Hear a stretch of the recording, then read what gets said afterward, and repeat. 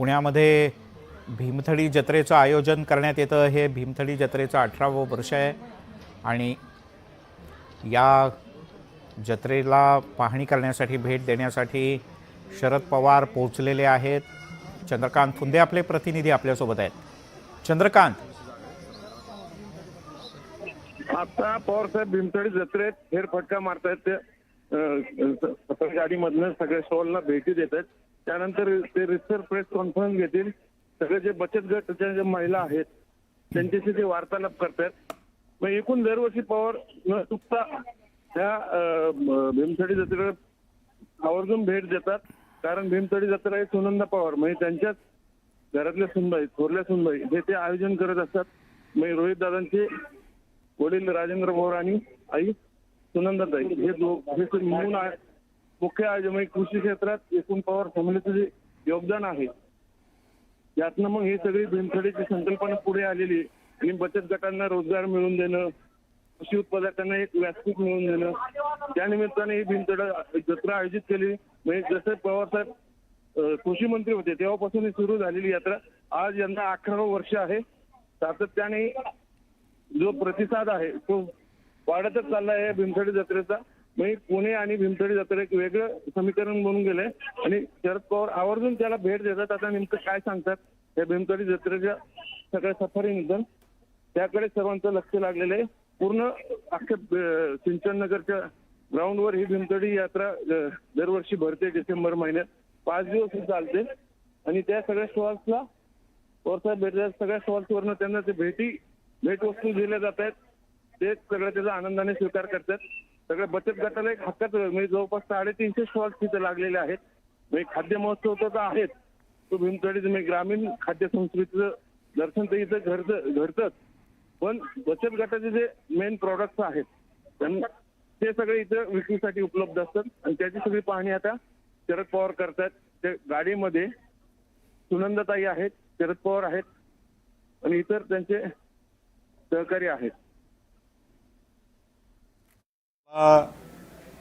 महसूल खात्याची जबाबदारी दिली आहे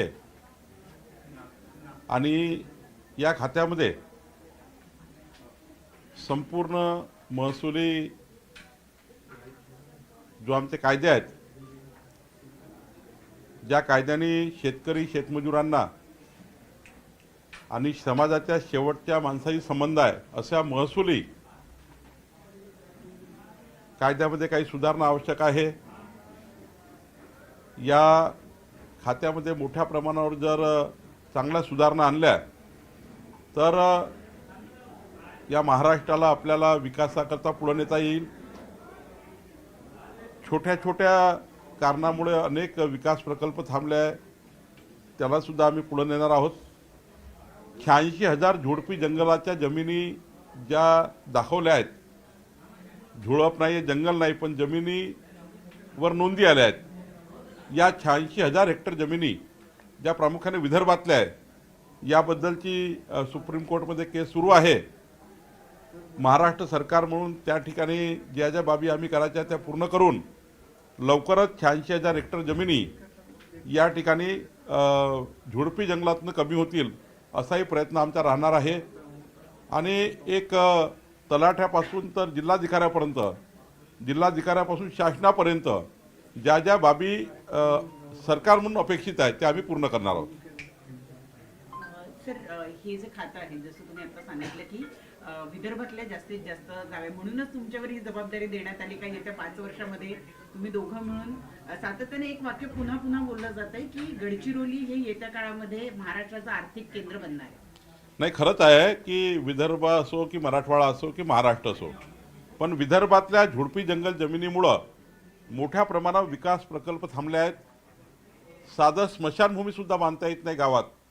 सर्व जमिनी झोडपी जंगलामध्ये नोंदी आल्यामुळं मोठ्या प्रमाणावर विकासाच्या कामाला थोडे थांबलेले आहेत। मला विश्वास आहे की पुढच्या 2-3 महिन्यामध्ये आम्ही सुप्रीम कोर्टमध्ये महाराष्ट्र सरकार म्हणून आमची पूर्ण बाजू मांडून या जमिनी सोडू। आणि अनेक प्रकल्प आहेत, त्या ठिकाणी मुद्रांक शुल्काचे प्रश्न आहेत, जमाबंदी आयुक्ताकडे प्रश्न आहेत, शेतकीच्या जमिनी मोजण्याबद्दलचे प्रश्न आहेत, रेतीबद्दलच्या सुलभ पॉलिसी, आज सुलभ पॉलिसी जी आहे ती देशामधली कुठली पॉलिसी आहे ज्यातनं जनतेला रेती मिळेल, रेती माफिया बंद होतील, रेतीची माफियागिरी बंद होईल, याकरता सरकार विशेष लक्ष टाकणार आहे. म्हणजे माफियागिरीच राहणार नाही महाराष्ट्रामध्ये, यासाठी महाराष्ट्र सरकार म्हणून आम्ही विशेष प्रयत्न करणार आहोत.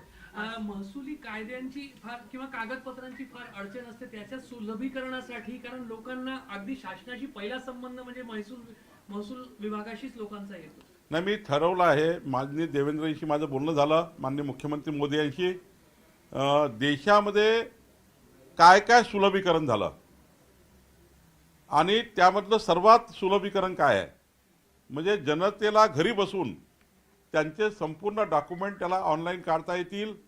तहसील कार्यालयातल्या, तलाठी कार्यालयातल्या फेरफाट्या ह्या जनतेला होणार नाही आणि लवकरच एक आमूलाग्र बदल. आणि जो देशामधल्या इतर राज्यांनी काय काय कुठे कुठे पूर्व उदाहरण आहेत हे मी त्या ठिकाणी प्रामुख्याने बघणार आहे आणि मोठ्या प्रमाणावर रिलीफ या महाराष्ट्राच्या जनतेला मिळेल. महसुली खात्यामध्ये या ठिकाणी महसुली खात्यामुळे कुणाला त्रास होतो आहे हे काही मी बघू शकणार नाही. निश्चितपणे यातनं तुम्हाला काहीतरी बदल झालेला दिसेल, एक सकारात्मक बदल झालेले दिसतील. पहिल्यांदाच ऍक्च्युली जलसंपदा विभागाचे 2 विभाग करण्यात आलेले आहे. ते का करण्यात आले, त्याच्या मागचं काही कारण कळू शकेल का? नाही, खरं तर महत्त्वाचं असं असतं की जेव्हा अलायन्स सरकार असतं, महायुतीचं सरकार असतं, तेव्हा जे खाते वाटप होतं त्या खाते वाटपामध्ये शिवसेनेला खाते गेले, राष्ट्रवादीला खाते आले, आमच्याकडे जे खाते आले त्यामध्ये आमचे 16 मंत्री आहेत, त्या ठिकाणी आमच्याकडे जे खाते आहेत त्यामुळे आम्ही त्यातलं विभाजन केलं आणि माननीय मुख्यमंत्री महोदयांनी सर्वांनाच न्याय मिळावा आणि एका विभागाला 2 मंत्री असल्यावर अजून जास्त पद्धतीने तो विभाग पुढे जातो असंही कारण आहे. पण जलसंपदा विभागामध्ये प्रामुख्याने उत्तर महाराष्ट्र, मराठवाडा, विदर्भ आणि पश्चिम महाराष्ट्र, कोकण आणि इकडे आपला मुंबईकडला भाग, या सर्व भागामध्ये मोठ्या प्रमाणावर 2 भागात आता हे केल्यामुळं त्याचं सुलभीकरण होईल. पण एक गोष्ट खरी आहे की खाते हे बऱ्यापैकी कमी त्या ठिकाणी असल्यामुळं आणि सारखं त्या ठिकाणी वाटप झाल्यामुळं काही प्रश्न आमच्यासमोर आहे, काही प्रश्न शिवसेनेसमोर आहे, काही राष्ट्रवादीसमोर आहे आणि त्यामुळे 3 पक्षाच्या सरकारमध्ये थोडं कमी जास्त करावं लागलं म्हणून या ठिकाणी तुम्हाला काही खात्याचं विभाजन दिसत आहे. पालकमंत्री पदावरून काही वाद काही जिल्ह्यांमध्ये निर्माण होऊ शकतो, त्या पद्धतीनं मागणी सुद्धा थेट आता पालकमंत्री पदाची केली जाते. भरत गोगाल यांनी म्हटलं की रायगडचा पालकमंत्री मी होणार, तिकडे संजय शिरसाट सुद्धा म्हणताय, तसा काही वाद पालकमंत्री 12 जिल्हे असे आहे की जिथे मंत्री झालेले नाही. 12 जिल्हे नाही, 12 जिल्ह्यात मंत्री नाही आहे, कारण आता शेवटी मी सांगितलं महायुतीच्या सरकारमध्ये थोडं असं होत असणार. पण आम्ही आता जसं खाते वाटपाचा आमचा त्या ठिकाणी योग्य पद्धतीने पार पाडलं, आम्ही सर्व समजदार आहोत.